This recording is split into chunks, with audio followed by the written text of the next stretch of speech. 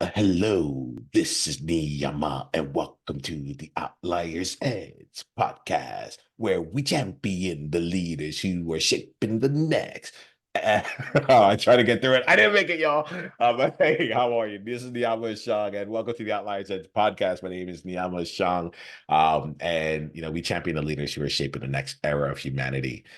We help them do that by leveraging what makes them different to make their biggest difference in the world. And I love the way that like once the recording starts, like to allow the fun to come out because y'all, it's so interesting. Like I'm associated with joy. I led a movement called the World Joy Movement, and one of the things that takes place for me is that like I can get joy from going deep with someone to get underneath the surface to shedding tears or to like allowing the rage that we feel inside of our hearts to come out. And sometimes I just want to be silly. And I think that there's something about like the way every time I hit record on this, it re-anchors into something. Right. And my Mm. invitation right off the bat, we're going to be bringing in our outlier guest today. But like right off the bat, I want to ask you, outliers, what do you do to re-anchor yourself? What are the things what is the trigger that you have? What's the like a cue that you use to say, hey, wait, let me take a breath. Let me re-anchor myself right now. Let me check in with how I'm doing. And then the second part of that is how often are you putting that like in the forefront? How frequently do you get a chance to do that? Every time I hit record. And y'all know we have episodes here. So every time I hit record, I get a chance to like live back into it. And today I'm going to introduce you to our featured outlier here today. But she's already given me another one of those opportunities earlier today. I'll leave that as a teaser. Today we are joined with a phenomenal outlier. Her name's Corinne Worsley. Corinne, it's just fun to be in space with you. Thank you so much for saying yes to this invitation, and thank you for sharing more about your outlier journey with all of us today. You're very welcome. Thank you for the invite. Yeah, really Absolutely. appreciate it. I had alluded to just a bit ago that like I had a recalibrated moment. And as you asked me, how am I doing today? Yeah. And people don't know this. People don't expect it. I know, and maybe in some places it's considered rude to actually answer the question, but that is my check. When someone asks me how I'm doing, I actually take the time to think like, whoa, I was just moving throughout the day. How am I doing? And I answer it honestly. It's actually really interesting because it ends up being two things. One, a chance for people to get to know me and see me, and two, also a filter. Because when people are like, oh, I don't want this, I don't want to actually know, and all that, then I'm like, oh, you're gonna have a hard time being in my space because that was probably the lightest question that I've answered Mm, here. yeah. So thank you for posing it. Thank you for giving me the chance to recalibrate. Thank you for just giving me a chance to like slow down. And Corin, what I like to do when we come into these conversations is to share a little bit about who the person has been to me, right? And that element of what I just said there, I think is something that like you bring to the table. Like you actually help, like, um, yeah, it's not the recalibration, but it's about like being able to like see things in like a change the pace. You're a pace changer, you know. My son watches a TV show and he likes the fast person, and he got paired up with a pet, and the pet is a sloth. So the person still gets to go fast, but when he goes in a sloth mode, he's going fast, and on the outside everything still looks fast, but for him, he's able to slow down and see things. And when I come into space with you, Corin, I feel like that's what happens for me. It's like there's still a lot going on, but like all of a sudden my field of vision opens up, and the amount of time I get to spend in any particular second, at least my perception of that time, also expands. And so I wanted to say thank you for that. Thank you for bringing that in. Whether you know it or not, that's the impact that you're having on me. Interesting. Yeah, thank you. And I think sometimes we don't understand the impact that we have. We need it Yeah. reflected back. Yeah. That's why I like to play. That's part of why I like to play the game, right Mm. off the bat here. So here goes. This is me here expressing how you've impacted me internally. Let's let people get a chance to get to know you externally a bit, right? So tell us a little about who you are as a person and like as a professional. So who am I as a person? I give you the the surface level, I'm from the UK, but I'm a linguist, so I have spent some time living in France, and also love learning Italian and spending time out in Italy. So I have a little bit of an adventurer kind of spirit in there, but also can be a little bit of a hermit. How to say? I'd say, yeah, I'm probably an ambivert. Need my alone time, but also get really quite energized from mostly from speaking to big groups of people, and connecting, like you were saying before, connecting with like minds, the really deep connections. I'm definitely, I think there's an Anais Nin quote that is, "I must be a mermaid. I have no fear of depths and a great fear of shallow living," or something like that. Ooh, And yeah, nice. that quote really resonates. I can't help but take everything down to a deeper level. So yeah, and career-wise, professionally, a bit of a mixed bag. I started life as a translator, French and Italian into English, and then morphed into, I did an accountancy qualification, but I didn't really ever work properly as an accountant. I went straight into IT implementations across Europe. So I'm working on IT projects, really doing all sorts. So yeah, technically a lot of time spent working for big corporations, which is definitely feeding into my current iteration. And then I had my Saturn return, early life crisis, however you want to describe it, and recognized I wanted something more from life. And then started down the spirituality path of spirituality, because I was very religious, and left that religion, and then headed down the life coaching route, and also have a very keen interest in health, and financial freedom as well, which is, yeah, so a bit of a mixed bag, but they all kind of combine to lead to what my next iteration is going to be. I love it. There's I have the benefit of being able to see you right now in this conversation. Mm-hmm. And there's something about like that last bit that like now I'm like deeply curious about, because you were saying something and it almost looked like you surprised yourself when the words came out of your mouth. Do you know what I'm talking about? It's like, I think the financial freedom bit is probably what you're getting at, maybe. yeah. Yeah. Tell me a little bit about Yeah. that. Because yeah. Um, yeah, it's interesting. So from a very young age, I was very aware of wanting to make a certain amount of money, and very conscious about, this is the profession I'm going to choose in order for me to be able to make this much money. Maybe money is associated with safety or something along those lines. And then I kind of woke up around about early 30s and thought, oh, like I was making a lot of money, comparatively, not huge amounts, but compared to most people. Um, I just recognized I'm never going to earn my way to freedom. That's not going to, all I'm doing is working more and more and more. And that's, it's not that, this isn't the freedom that I wanted. So then I started to follow kind of wealth mentors, and yeah, so that's still, it's still a curiosity of mine. And I'm also now getting really quite interested in wealth inequality, and how that ties in with health. Um, so yeah, it's curious how these things that, clearly piqued my interest even in my teens, even when I was really young. And it's like that breadcrumb, you kind of need to follow that breadcrumb and not discard it and think, oh, I'm being materialistic, I shouldn't be going down that, I shouldn't be wanting financial freedom, why can't I just be happy? Maybe. So I think sometimes we just need to go, no, there's clearly something in that is part of my soul's purpose in this life. So, follow it. So, I love that you brought up like the soul's purpose. Like, yeah, it was firstly, thank you. Corinne, I actually realized earlier you said like I can't really have like a surface conversation. I have to go to the depths. Like I'm very happy to swim with the mermaid on this one here.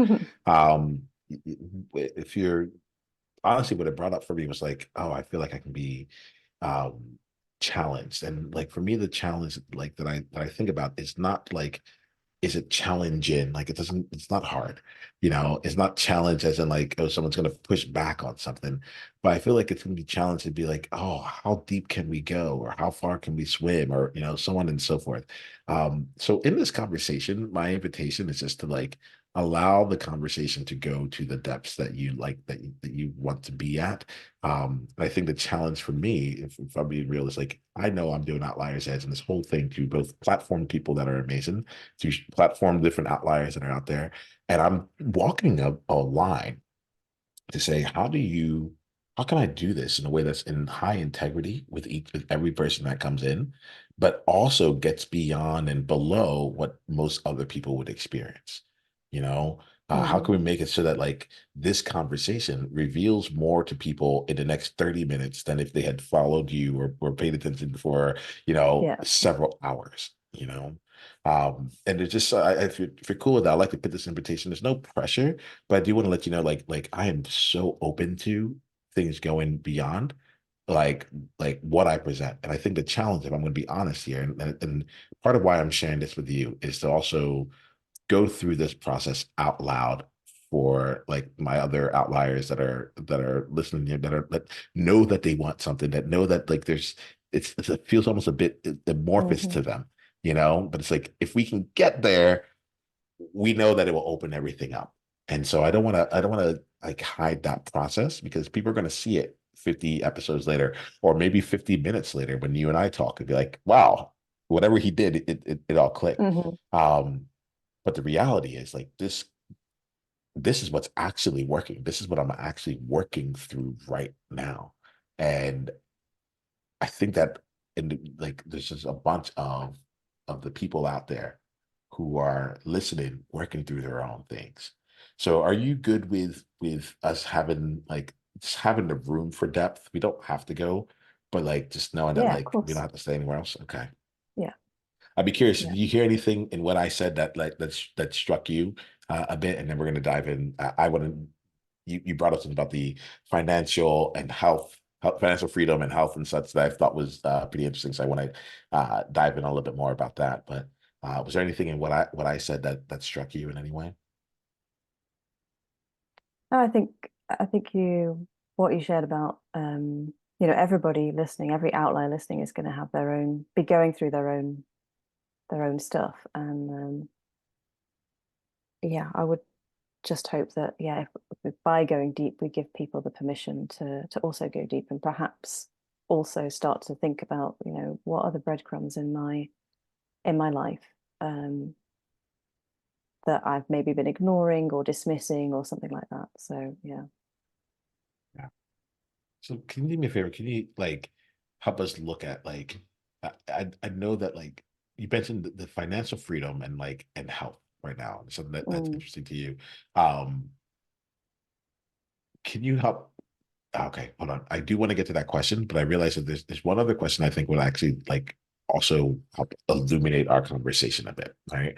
And that yeah. question that's come up here is like, all right, um, so I'm getting a bit about like some of you so far here, and Hmm. so much so that you got me to like say, oh, we can play this differently. Hmm. Help me see here, help share like how you how you are bringing your soul's purpose out to life right now. Like, what's the impact that you are making, and what's like the vehicle that you are bringing that to life? And essentially, how are you making your world a difference right now? Yeah. So it's a very recent reformulation, as we've talked about in previous conversations, and a part of my journey that I guess I didn't really mention was burnout, adrenal fatigue, and coming from somebody that always thought I was completely robust and unbreakable, basically. And so all of these elements of weaving together the health piece, the the financial, the wealth inequality piece, um, also looking into patriarchy and capitalism as it is being expressed now, whatever you want to call it, toxic capitalism. And ultimately, what is being weaved is a message, teachings on how kind of being gaslit. Yeah, gaslighted's not the right way to say gaslit. Maybe gaslighted is the right way. It's funny because if Into I said one way, it would only contribute to the yeah, gaslit nation of it yeah. all. But go Um, ahead, please. but there's this gaslighting going on, I feel, by big corporations, in particular, by by the culture, which is saying it's our fault that we're not thriving, that we're not healthy, that we're not maybe living the lives that we want to live. But actually, there's a whole load of cultural stuff, conditioning that is contributing to, well, not just contributing to, it's a causation, I believe, that is causing us to not have the health that we want, to be struggling maybe financially, and no amount of manifesting is going to get you out of those situations. So I kind of,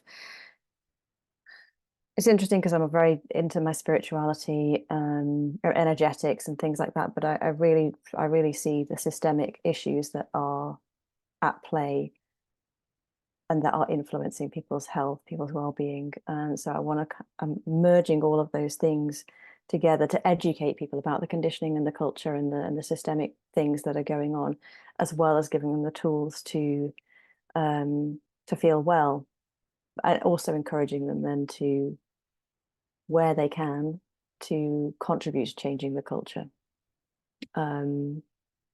There's a teacher who I work with called Kelly Deals, who talks about how if there's no people, there's no culture, which is right. It's completely right. If we don't make the culture, there is no culture. So yeah, I want to just educate people. And I hate saying empowerment. I don't like to say empowerment, but to give people the knowledge, the understanding that it's not, they're not entirely to blame for the situations that they find themselves in. And I don't want to be, I'm not going to be the kind of the health entrepreneur, coach, or whatever I want to call myself, that is going to go out there and teach people how to survive in a system that's fully broken. I want to give them the education and the tools to actually start creating a new system. So just so you know, you just stepped into a world that you didn't step to, but you just opened up in a place that like deeply interests me. Right.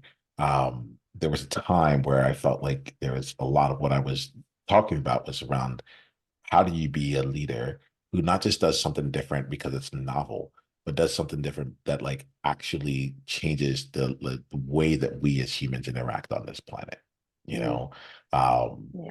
and really go after the elements of people in power, the elements of current ways of power structures, and different like components of how the world is shaped up in inequitable ways. All right. So I feel like as I'm hearing you, you're on a mission and you have like uh, you're telling me a little bit about the vehicle that you've Mm-hmm. chosen to bring that Yeah. mission to life here. Um, and I also feel you with the word empowerment. I get that. It's I'd be curious for you, like why that word is not like the biggest, like that doesn't really resonate with you. And like for me, there's an element of like I was almost like agency. I use a lot of times I'll say like transformation. Like I'm like, we're just not going far enough. Empowerment is we're all already empowered, we can do it, but we have to go like it's there's a step beyond it. So I'd be curious about that for you Yeah. and how you bring that to life. Yeah, I think the thing with empowerment for me is that it feels a bit patronizing, right? You never say to a man you're going to empower a man. It's quite unusual. Usually it's in women's related stuff where it's like, female empowerment and all that kind of stuff. No, we're already powerful. We've just been told that we're not, or conditioned to not believe that we are. We don't need to be empowered. We just need to be taught how to connect back with the power and how to use the power. So yeah, that's where the issue lies with the word empowerment. And in terms of the how, for me it's about planting the seeds of something, a different possibility. It's I tend to find that I am the one that just sees something slightly differently, thinks about something slightly differently than everybody else.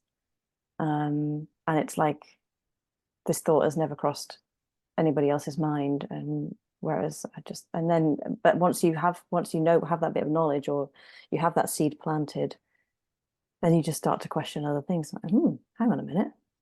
Yeah, maybe there is another way. Maybe this isn't the only way that we can do things.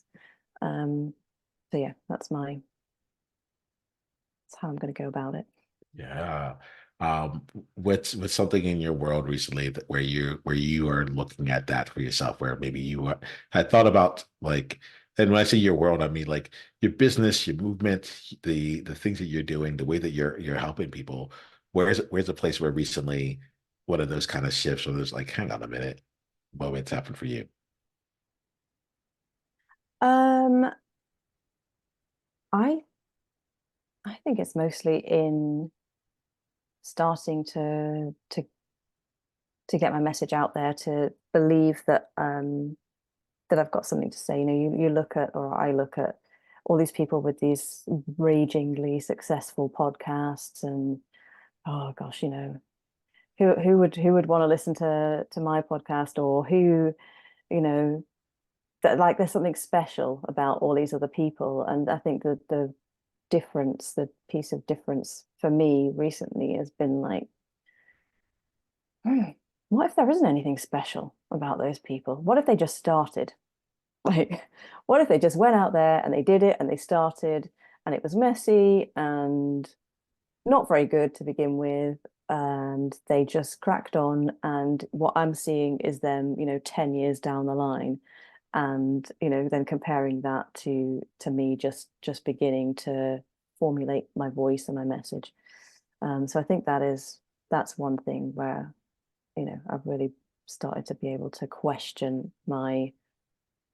um my thinking around, yeah, these people, have something special about them. Probably not. As in A Course in Miracles, it says we are all special and none of us are special. Yeah, You know? yeah. I'm laughing over here and I'm enjoying this here because a couple of different things. One, I think it's important because I talk about outliers, and Yeah, it's like, yeah, but I also know that, like, on the other side of my mind, I'm like, I am gathering outliers, and in doing so, I'm taking these outliers and now making outlying the norm. So like it actually, like, as much as we identify in certain different ways, like it's a made up construct, you know yeah. the made up construct. And so before, like, I was just talking to someone, like, most podcasts, I have access to, like how various podcasts are doing, listenership, so on and so forth. It's like you start to look at the podcasts that have even just like some kind of like a following, like even like 500 listeners an episode or something like that, and Mm, the percentage of people that have that, like, drastically drops. It's like, this is now a little yeah. anecdotal, but it's like 5% of people, like 5% of the podcasts out there even Mm, reach that. So it's interesting because it's like, it's almost like, as you're saying it make me think about like a basketball player, or like an actor and actress, where it's like there's some, like, it's available to all of us. We can all do it, but there's something that, like, what's been coming to me is like, um some, like, to me, it honestly comes down to, I think, like, the systems that people put into it. The, like, the way you're saying, like, you're seeing them 10 years in it. Well, that means you have 10 years worth of building relationships, 10 years yeah. worth of, like, figuring out their voice, 10 years worth of, like, working behind the scenes or getting on like places or building up an Mm, audience or whatever it is. And I think about that kind of stuff a lot, where it's like, oh, they are probably just ordinary people who've done extraordinary things. But yeah. extraordinary, it's like right there. It's like extraordinary. It's like Mm, they're even more ordinary than us. They just kept doing it, yeah. like Yeah. uh And I feel like there's some scarcity conditioning in there, maybe. Maybe there's an element of cultural, it suits the system for us all to continue just following the rules and doing what everybody else is doing. And that's quite an easy trap to get sucked into, in terms of you question yourself when you start to try and do something that's not like that, whether it be your immediate family, friendship group. Even I have these thoughts like, my God, like if I really do get this business going and flying and living the way that I want to live, then I'm just going to be living in a completely different way than my family and my friends. And then am I going to lose the connections? Am I going to be, out on my own? Um, so it's like it's a little bit of that kind of belonging. You want to belong to the crowd, um, but it doesn't mean that we can't step outside and do something different. I think as well as a little bit of, you just got to have the audacity to do it, and try not to worry about, you can't control all the outcomes as well. I think I'm definitely a perfectionist, catch myself wanting to control all the outcomes. um, and you can't do that. I can't control what the outcome is going to be in 5 years. Right now I just have to start and do the things that start connecting with my intuition, which again we are kind of trained out of, conditioned out of, just follow those intuitive nudges one at a time. you know it's a very counterculture way to do things. Yeah. so there's a lot of things that are showing up for me as you're saying that. The first one is like, most people don't know this, but this is actually, and this is because I hide it behind other things. I don't know if I hide it, but I obfuscate it. I talk about it when it shows up, but it's not easily to see. But this whole podcast is just a podcast on belonging. This is a belonging podcast, Mm, and I bring on outliers because they are people who, like, it's like when you, like, the challenge you talked about, like the fear. Let me just talk about myself real quick. The One of my biggest things is that relative to everyone else, like, I'm afraid of losing everyone. My number one fear is being alone. My number mm, one fear is being alone. So there's a number of times where it's like I've hidden my intellect. I've hidden, like, I yeah. hide behind humor, not like so that, like, I can do something. I can excel in something, but I'll try and find a way to make me still like one of the others, right? Like Mm, everyone else, right? I think it's part of the reason why I choose to do Outliers is because I'm meeting incredible people, and when I meet them, like, we are a bit on our own, mm. Yeah, yeah, and it's an interesting thing for someone whose number one fear is being alone. This could be a very lonely path, you know. yeah. Um, and at the same time, there's something in it where it's like it's a path that I'm definitely going to walk, but at the same time, the path of, like we're actually not alone, you know. There Yeah, are like there's an element of, like, how does this work on the local level, like the hyper local level, essentially, like your family and friends.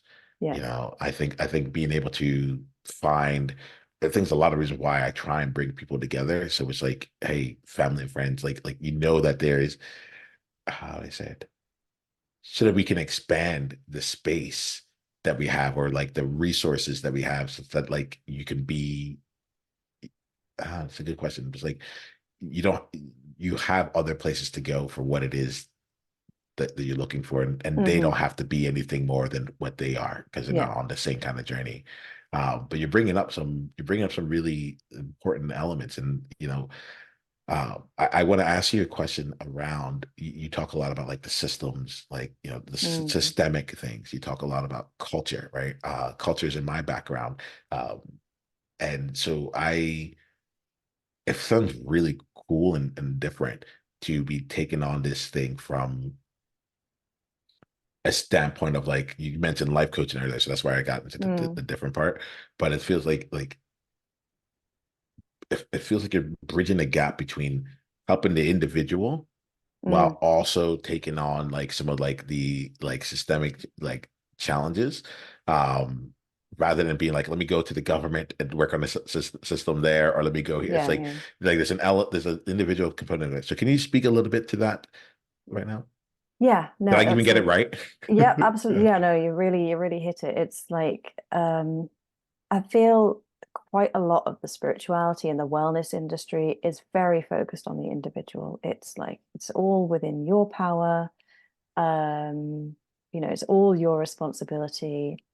And while I do believe that there is a lot that's within our power and that, you know, our choices, we are responsible for our choices. I also say that from a very privileged position. This is what I'm very, very aware of. You know, I'm a white, well-educated female, won the ovarian lottery, you know, middle class. I really don't know what it's like to not have that, you know, to to be born into circumstances that were not your choice or your responsibility at all. You're already starting from um, you know, you're starting behind. I don't like behind isn't really the right way of saying it, but you're at a disadvantage, shall we say. So I don't feel like you can completely ignore the collective issues, the systemic issues that are going on.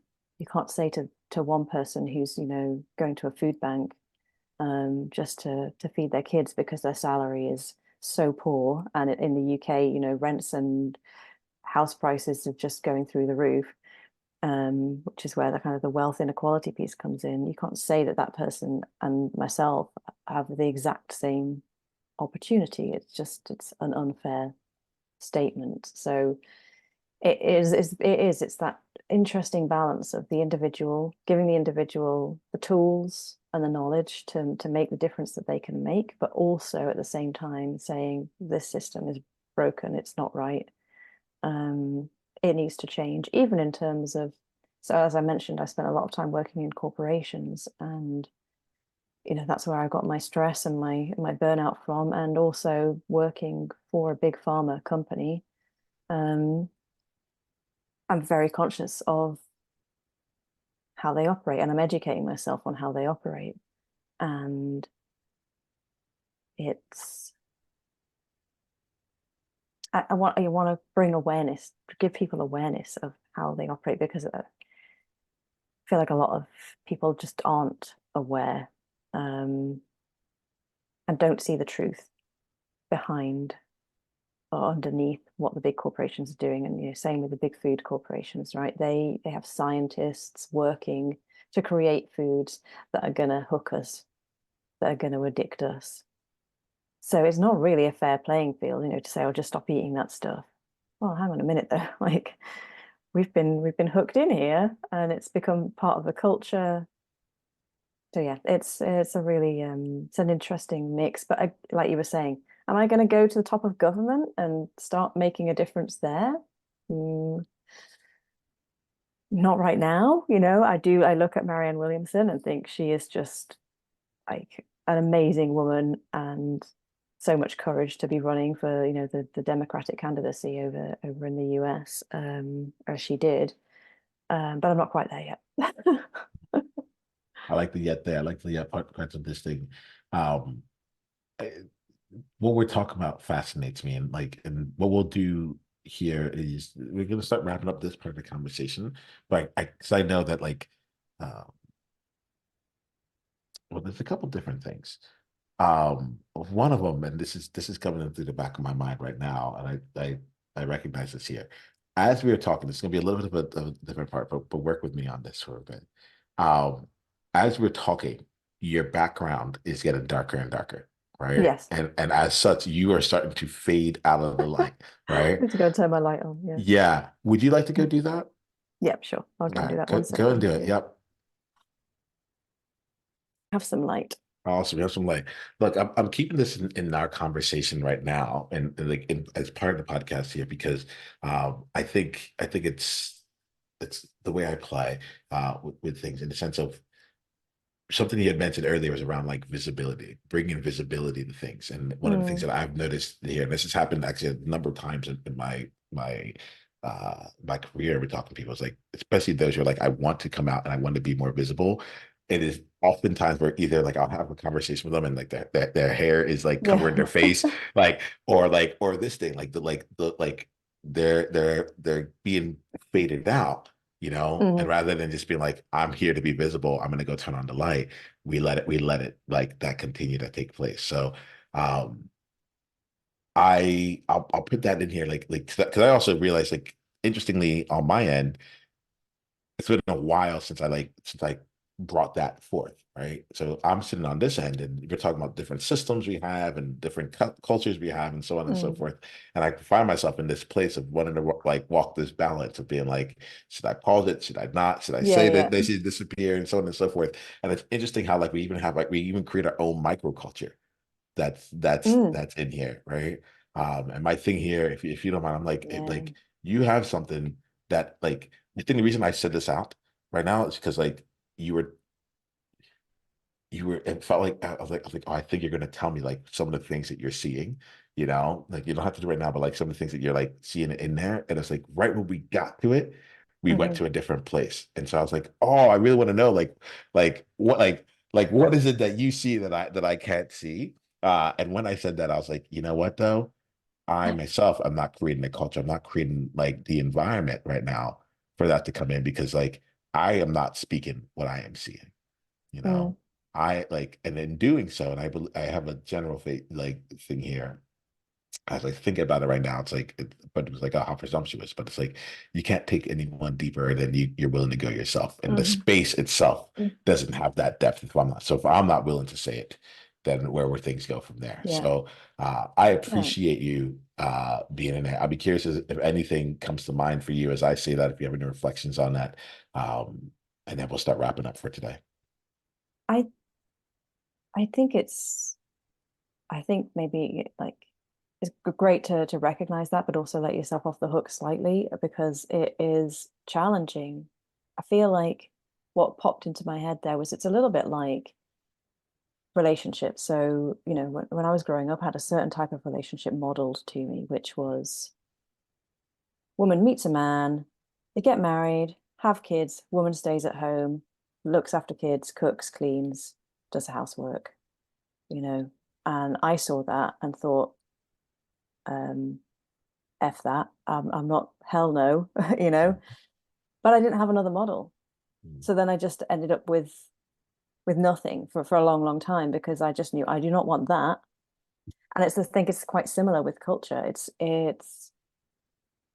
yeah, how do we when we're so ingrained in this the way of doing things, it's really difficult to imagine something else. And that's where you need like the visionaries um who can see it being done in a different way. I'm not saying I'm one of those visionaries. I'm usually learning from the visionaries and going, oh yeah, that's a good idea. Imagine doing that. Like talking about again with this teacher that I'm working with, talking about contracts and actually having a contract, with the employee and employer where you both agree on the terms within the contract. And I was like, oh, imagine that. Like, my current, when I'm contracting for the pharmaceutical company, I just get given a contract. If I don't like it, then there's tough luck. It's not a negotiation. This is going to work for you. Is this going to work for me? It's kind of like I then just try and structure my days in my own way, in secret, outside of that contract. It's yeah. So I think it's a challenge. It's a challenge to come up with a new system. We're probably gonna have to have like a part two on this here, because like because you said a couple of things like that really got me, and and I think about like it gets me, but I think it's like the world that we live in with as outliers. It's like um, we're in the world of different season right now in this Mm, podcast, and it's all about like helping people create a different world, a yeah. world that is based, for me, it's a world that is based on our differences rather than our strengths, right? And that's just Yeah. like also a representation of like what makes you unique. Go do that. Who are, and really, how do you belong so fully to yourself that like, Corinne, you're the only Corinne on this entire planet, you know? So the more you that you are, the more the world gets the benefit from quote Mm. unquote your difference, but it's really just you, right? It's just like we Yeah. just get more and more of you. Like that's underneath Yeah. this whole thing. Um, and you said something that became, just so you know, I got a huge gift out of it. You talked about like you had a model of, Mm. let's say, of life at a certain point. You like, I reject, or I like, I'm not going down. I'm not going to follow that model, but there was still the absence of the new model, you Hmm. know. And Yeah. when you say that, that was like the gift that it gave me was just like, it speaks to what gets done in my space. It speaks to my own experience, you know, of life. And also like what is ultimately happening inside of Outliers Edge, which I've been having a hard time succinctly articulating. Right. Not only succinctly articulating, I think I can actually articulate it succinctly, but saying it in a way that is uh in a way that belongs to me, regardless of if it fits in with other people, what other people think about. I have a distinction of fit in, fit out, and belong. Mm. I know I don't fit in most places I go. So I tended to fit out, which was to like be the class clown, or like to find Hmm. some reason to, oh, he's that guy, right? That guy is still a part of the group, you know? Hmm. Hmm. But like being like the like belonging to myself and potentially being being like so unlike the group that they couldn't actually find a place for me, you know, that was a difficult journey. And so as you talk about now building out models here, I realize like you've gifted me with some language to discuss it. It's like, what do we do in this path when we are taking on like power structures, and also at the same time helping people do it in an individual way, and bringing in health and bringing in financial freedom, and Mm. mixing all the different parts of who we are to create something that, quite frankly, has not been modeled yet. There are people who do different bits and pieces of it, Yeah. you know, but the model itself is actually like we are the model, you know. And I'd be kind of curious, like as we wrap up for today, you caught me in conversation, you caught me here, but as we wrap up today, I'd be curious about any of your thoughts on that, and then we'll let people know how they can continue down that conversation with you. Um, yeah, I feel like what really resonated and hit for me was when you was talking about being the most you that you can be.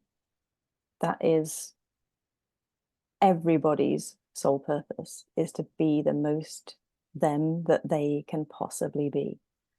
And then that kind of is the model. That's their model. Um, I don't feel like there's really it's not encouraged, shall we say, at the moment. I don't think it's about fitting in, as you were saying. Um, yeah, it's so important to fit in, but I think a bit like you, I never did fit in, and actually found it really useful coming to astrology and human design and looking at my archetypes and all the kind of esoteric stuff to come to the conclusion I was never meant to. Like that was not my place in this lifetime to be part of the crowd. That's just not it.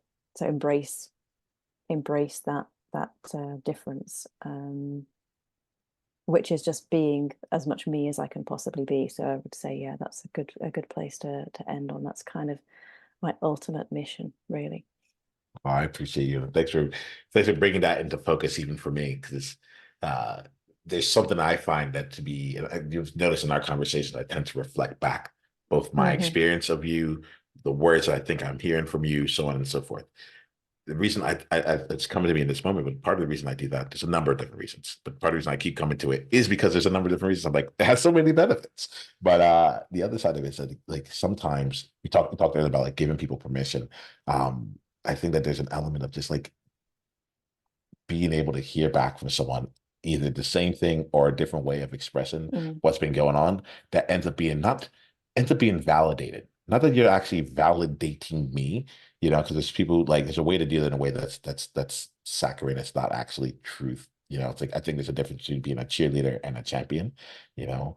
But I think there's a component of in this world where we don't have our own models out there, it's hard to know if what we are saying actually is like, are we like the vision that we have, is it actually truth, or are we like being delusional, right? And how delusional, like I think all of us are delusional to some extent, so it's like, how delusional are we?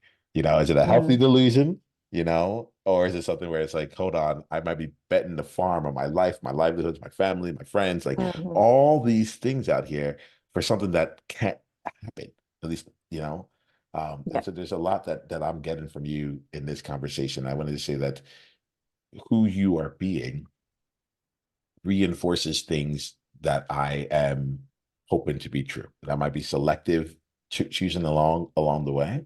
But to be honest, I think that I heard somewhere from Peter Block. He says something along in his book, Community, the Structure of Belonging. He says something along the lines of like, it's part of what comes out. It's like, if you're able to create the future in just one like moment and instance, the work is already done. Because if it can be done between like two different people, then it could be a shared reality, and it can all that's missing there is just it being expanded to other people. And I think that you're just really bringing me into some version of that right now in this conversation, and being able to explore the way that we explored, and to not and to unpack the way that we unpack. And I appreciate you, Corinne. It's been a lovely conversation. I appreciate who you're being. Um, for those people out there who also appreciate it and want to go further down into your world, what's the best way that they can continue the journey with you? So as I say, I'm about to reignite my platform. So Instagram, I'm at Corinne Worsley. And then my podcast, Uncaged, I will be restarting that one as I embark on this new path of disruption, or whatever we're going to call it. And yeah, my website, again, it's been kind of on hold for a couple of years actually, while I sorted myself out. So I intend, yeah, to that'll be back up again in the next couple of weeks, and that's just www.corinneworsley.com. Awesome. Check out the show notes here, y'all, for all that, and make sure you get the spelling and everything. Yeah. Corinne, I am. It's funny to me as you're talking, because I'm like, at the time of recording all these things, you're like, this is on hold. I'm coming back Yeah, out. yeah, I'm about yeah. to ignite, so on and so forth. And there's a chance that someone's listening to this, and True. and they go on, they're like, this is the Corinne Worsley. Like back, like there's a time where she was figuring this out, where there's a time when her website, all this stuff was still like coming back into life there. And that's what I love, Yeah, right? Who knows what we'll be 10 years from now, right? Like, but yeah. we will like I think one of the things I'm getting is like, we are the model makers. And we either make the models for others, or we make the models with others for themselves, but like, we are the model makers. I've never said that out loud, but there's something for me that actually feels like, oh yeah, now we're getting back into it. This feels more like the mission. Okay, let's go create these new models of what it looks like to be whatever, you fill in the blank, Yeah. you know and so I'm grateful for you. There's a lot that just came into alignment in this conversation. Thanks for being who you are, and thanks for bringing that to the table. Last question for you then. uh I call the time capsule question. If there's a message that you could leave for yourself for 10 years later for you to come and listen to, what's the message that like, knowing all that you know now, having the wisdom that you have in this current moment, what's the message that you would think that a future you would want to be reminded of? Um, I'm gonna go with what came into my head first, which is start. Just got to start. Like, imagine if I start now. what will happen in 10 years. People will be like, what, the Corinne Worsley? Yeah. If I don't start, or if you don't start, whatever it is that people out there are thinking of doing, just got to start. Yeah. Thank you so much. All right. Be well Thank you and very journey much. on. Thank you.